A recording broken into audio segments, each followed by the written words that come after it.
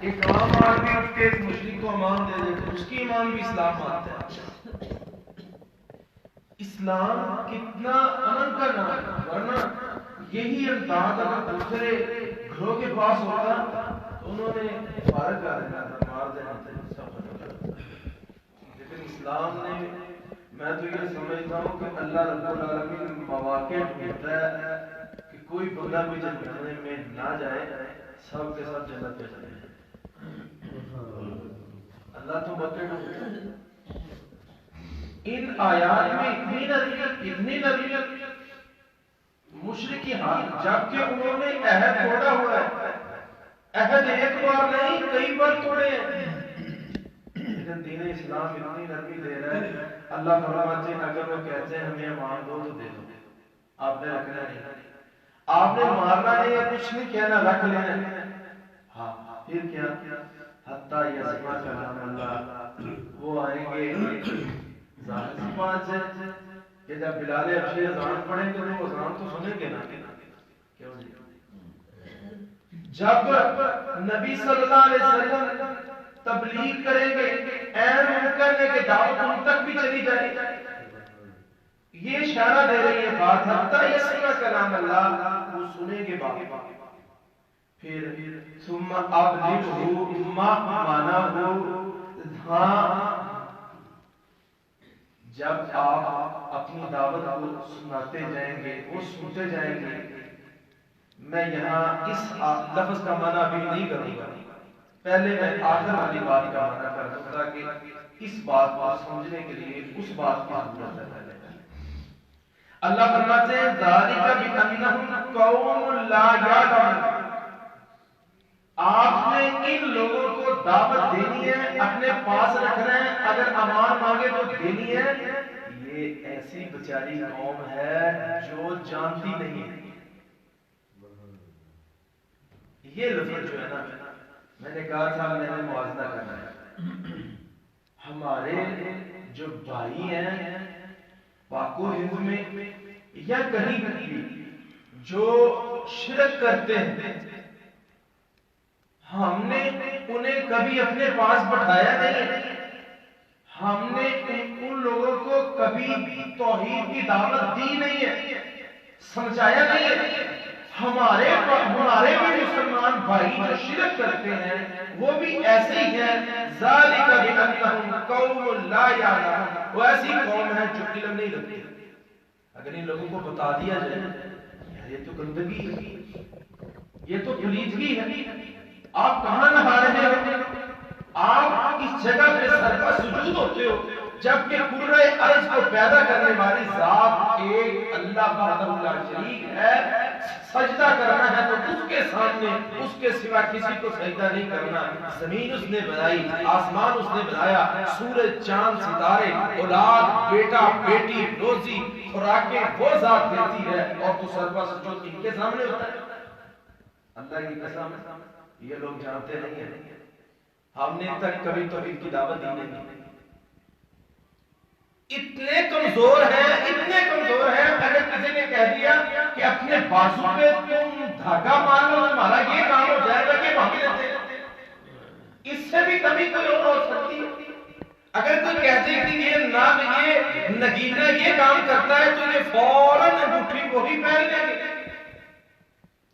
تو اس کی جگہ پر اگر کوئی یہ کہہ دے ان لوگوں کو کہ بھائی تو دین اسلام میں ہے، ایک اللہ کا ہاتھ اٹھا کے اس کے سامنے رات کی جس تنہائی میں جو بھی نیک بار رکھ دے، وہ ذات اتنی بڑی ہے کہ وہ تیری خاطر پچھلے قائم پہلے آسمان پر آ جاتی ہے اور تجھے کہتی ہے مانگ، مجھ سے کیا مانگنا چاہتا ہے. یہ نہ کچھ نہیں کر سکتا، یہ دھاگا کچھ نہیں کر سکتا. جو کچھ کرنا ہے فاطر السماوات والارض، اس ذات نے کرنا ہے. اللہ کی قسم ان لوگوں کے دلوں میں بات تیری بتائی ہوئی بہت زیادہ اثر رکھے گی، کیونکہ اللہ نے فرمایا ہے ذالک بانہم قوم لا یعلمون، یہ قوم ایسی ہے یہ جانتی نہیں ہے. ان لوگوں کو شعور نہیں ہے، انہیں پتہ ہی نہیں. انہیں تم نے سمجھانا ہے، تم نے توحید کی دعوت دینی ہے. اب نبی سے معنی کی طرف آتا ہوں ثم ابلغوا مأمنہ، تمہاری کلام اس وقت تک سنتے رہیں گے جب تک ان کا ٹائم پورا نہیں ہوتا. یہ یہاں تک رہیں اور رہیں سنتے رہے پھر بھی نہیں مانتے، پھر بھی نہیں آتے. اب لے مأمنہ، تم نے جتنی دیر تک امان دینی تھی دے دی، سنا دی بات، آپ بھی نہیں مانتے تو فارغ کر، یہ تو جاسوس بن جائیں گے. دین اسلام نے مسلمانوں کو بھی محفوظ رکھا ہے، ان لوگوں کو بھی محفوظ رکھا ہے، ان لوگوں کو بھی امان دی ہے، ان کے لیے توحید کے دعوت کے دروازے بھی کھولے ہیں. 4 مہینے گزر چکے ہیں عہد کے بعد اور 120 دن گزرنے کے بعد پھر امان مانگتے ہیں تو دے دو، توحید کی دعوت دو. ثم ابلغوا مأمنہ، جب ان کی امان ختم ہو جائے، مکمل ہو جائے، توحید کی دعوت چلی جائے، انہیں سمجھا دیا جائے، انہیں فارغ کر دو، جاسوس نہ بننے دو، چلے جاؤ، انہیں کو اپنی امان کی طرف چلے جائے جہاں سے تم آئے. اور اس کے بعد تمہارا اور معاملہ ان کا وہی ہوگا جو میں نے پیچھے بیان کر دیا. انہیں سیدھے کرو، پھر انہیں کو جانا ہے تو چلے جاؤ، نہیں جانا ہے تو ہم تمہیں مارنے کے لیے تیار ہیں. پھر انداز اللہ نے کیا رکھا ہے؟ اللہ فرماتے ہیں وَخُذُوهُ، انہیں پکڑو، وَاحْصُرُوهُ مِنْ كَمْ حَاصَرَ وَاقْعُدُوا لَهُمْ كُلَّ مَرْصَدٍ، ہر گزرنے والی ان کی پوشیدہ اور خفیہ راستے پر بیٹھ جاؤ، گھاس لگا کے انہیں مار دو، کیونکہ تم نے ان کو بہت زیادہ ٹائم دے دیا ہوا ہے. پھر بھی یہ لوگ نہ تمہارے ساتھ شامل ہوئے، نہ ان لوگوں نے یہاں عرب کی جگہ کو نہیں چھوڑا، یہاں سے نہیں گئے، اب انہیں مارو. یہ اللہ پاک نے یہاں احکام ہے. اور اللہ فرماتے ہیں ذالک بأنہم قوم لا یعلمون، کیف یکون للمشرکین، کیسے اللہ مشرکوں کو ان کو رکھے جبکہ عہد عند اللہ، ان کا جو عہد اللہ اور اس کے رسول کے سامنے تھا اب کچھ معنی نہیں رکھتا. ان لوگوں نے بار بار عہد کو توڑ دیا، کیف کیسے رکھے. ہاں اللہ فرماتے ہیں اِلَّا الَّذِينَ آمَنُوا عِندَ الْمَسْجِدِ الْحَرَامِ، مگر ان لوگوں کو اللہ رکھتا ہے جن کے ساتھ مسجد حرام کے قریب تمہارا عہد ہوا. یہ باتیں سمجھنے والی ہے. مسجد حرام کے قریب بات وہی ہے کہ جو لوگ عہد پر قائم ہیں، لکھا ہوا وہ قائم ہے، انہوں نے کچھ نہیں کیا، نہ ظلم کیا، نہ زیادتی کی، نہ انہوں نے منافقت کی، کچھ نہیں کیا، وہ بیٹھے. وہ تو ٹھیک ہے، ان کے ساتھ کچھ نہیں کرنا.